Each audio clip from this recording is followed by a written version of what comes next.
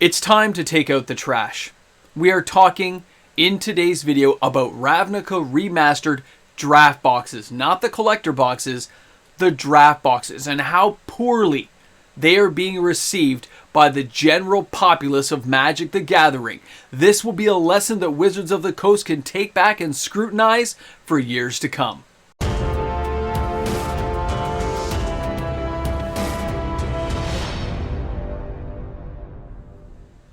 There's no easy way to start today's introduction to the video, so we'll put it simply. Ravnica Remastered draft boxes suck. Welcome back, everyone.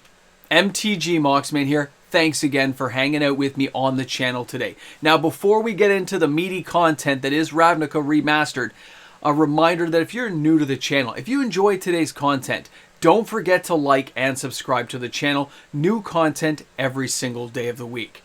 So what are we looking at here? Ravnica Remastered draft boxes. Now, the pre-releases, the little sneak peek kind of thing that stores did, that seemed to go off fairly well. Just like I thought it would, just like a lot of you guys said, I'm going to check it out. But just as many players said, I don't really have an interest. When you take a look at the collector box openings that I've put up on the channel, as well as many other YouTube content creators, they're exciting, they're flashy, 7, 8, 9, 10 of these amazing shocklands. When you get to a draft box and you see there's 3 or 4 and there's no other cards of value that you get, you basically lost a massive amount of money, because it's not as if the company, and they have a lot to learn about how they market their products and how much players are willing to pay. Their economic team was totally out in left field, turning their back to the crowd and taking a snooze on what they thought people would pay. Here in Canada, these boxes right now, guys, let's be honest, they're going for a lot of money. This is $269 Canadian. That'd be like what? $205 US? And of course, it ripples across other stores, right? This is a face-to-face, same type of deal. Now, even if we go to something like Card Kingdom, you can see $179. That's a US price. Or of course, if we went to Amazon, you can see it's $174. Wow, you saved $5. But let's be honest, guys, that's still a lot of money for what you're getting in those boxes. Are players, or did Wizards of the Coast think that players would pay for the experience of Ravnica Remastered, of being able to go out there and experience the block? You literally could go buy a box of Return to Ravnica, buy Ravnica Allegiance, 1 box of each, and you'd still be saving money, and you'd probably end up with more of the Shocklands. This is really one of those areas that Wizards of the Coast, when you look back on this, when there's a history 101 of what not to do, this is it. It's not that it wasn't a well-packaged product. There's good cards in there, a lot of fun packed in there. But as I've said for years with these remastered products, you are taking cards that already exist and expecting players to pay a premium. But you have reprinted everything into oblivion, so none of these cards have the apparent value that you expect players to dive in on, to comprehend where you're coming from as a company. This mismatch of communication from the company to the player base has led to players turning away from anything but the collector boxes. They're not buying them. And the couple of boxes that I got the data on, and I'm talking out of like 43 stores, 21 boxes. It's half a box per store. Not including the pre-release stuff that kind of went off without a hitch. That was fun, the kind of like little sneak peek thing. But the actual boxes sold, next to nothing. It could even be less than that. There were some people who had them on hold. They're probably going to cancel at this point. This is one of those products where you look at the collector box, it did fine, okay? I still think it's overpriced, but it did fine. And then you look here, and you see all these draft boxes. And they're just sitting there on store shelves. And yes, stores really did cut down on their orders, don't get me wrong. Stores played it smart. Congratulations to the LGSs. You were smart on this one. You didn't go all in. You've learned. You've been burned enough. You got burns up and down your arms of how bad Wizards has just like put things out on you and expected you, the LGS, to cover their mistakes. But now, because of this type of product coming out and failing at the box office, as it were, you are going to see Wizards probably make adjustments later on about how they view these products. This is a clear message. And I want to go on the record as a reminder again saying, I like the product. I hated the price point. As with all remastered products, it's a reprint product. You didn't have to charge an arm and a leg. You could have just left it at $100 US, 105. Put it out there for players to enjoy. Let them build up collections of cards, because it didn't cost you really a lot of money to put this back out on the books and put it into the public, because the cards already exist. The mechanics are already there. You could have taken that, given it to players who have never played it before, built up the experience, given LGS's pre-release kits, and had a good time charging a very low fee as a gesture of good faith and goodwill for future products. But you didn't do that. You're expecting the players to pay a higher price point, and this disconnect is completely where the product falls apart.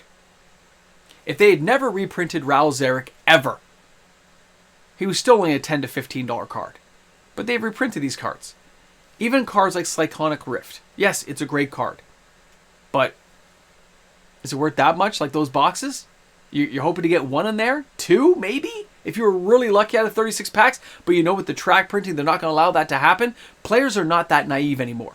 We realize that the contents of a box, unless you're doing a draft, unless you're going to a pre-release and you're going to split up a few boxes for fun with some friends, it doesn't make sense to buy the boxes anymore, which is why things like Secret Lairs are going to have more footing later on as smaller groupings of cards that players truly desire. Wizards of the Coast, though, it still is bad for their brand recognition to have products like this fail flat out. Again, not talking about collector boxes here. Collector boxes did fine. Actually, they did way better than I expected because they put a lot of fun stuff in there, but everyone who bought them is still going to lose their shirt off their back. It was a lot of fun, but you're going to lose a lot of money unless you happen to get a serialized card or get some truly desirable Shocklands that are going to go up over time. Shocklands are definitely not falling the way people thought. So it's not like you're not getting any value, but like I said, you could buy a couple of boxes of other products for the same price as what you're charging right now for that remastered box of Ravnica. I can't help it, guys. It sucks. It sucks to think that there was potential here yet again, like 30th anniversary. Potential to go off and have a good time. Get the stores involved and really succeed at something and succeed well. Keep the complaints to a minimum and let players play the game and have a good time. And I hate harping on the fact the value was so bad, but if you're expecting people to pay a lot of money for something, they're expecting something in return, and it's not just the experience. It's not just the fact they get to play with that block of cards.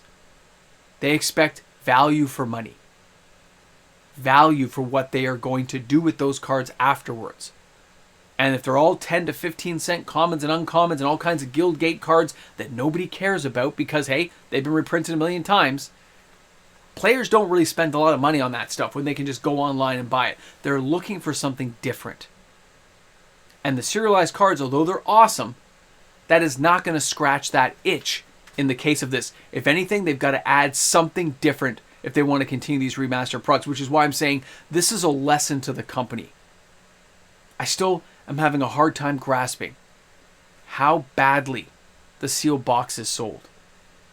And I'm so glad to hear the stores only bought 3 or 4 boxes of the sealed draft boxes.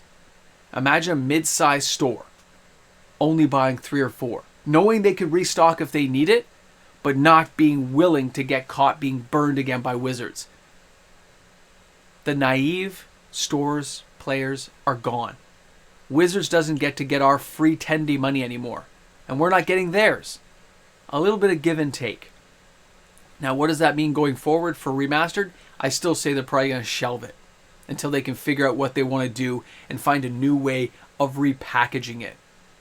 And when they get the data in the next 20, 30 days, however quick they get from stores, from distribution, and they see how poorly this part of the product went off, somebody in that ivory tower who's sitting on a toilet reading the papers and be like, oh. Because you know somebody probably told them. Somebody said, this isn't going to fly. Read the room. Understand what players are going through, how tight the wallets are. It ain't free money anymore. We're not going to pay it. They shouldn't expect us to pay it, and we will speak with our wallets, and now Wizard of the Coast will have to make adjustments. I just wonder what those adjustments will be. What do you guys think? How are they going to switch this up in the future? How are they going to change things around to make a remastered product be successful again? Have your say. Put it in the comments section. Add some detail. I'd love to hear what players are thinking when they look at this product. Again, you can bash it all you want, but how would you make it better? That would be a great thing to see.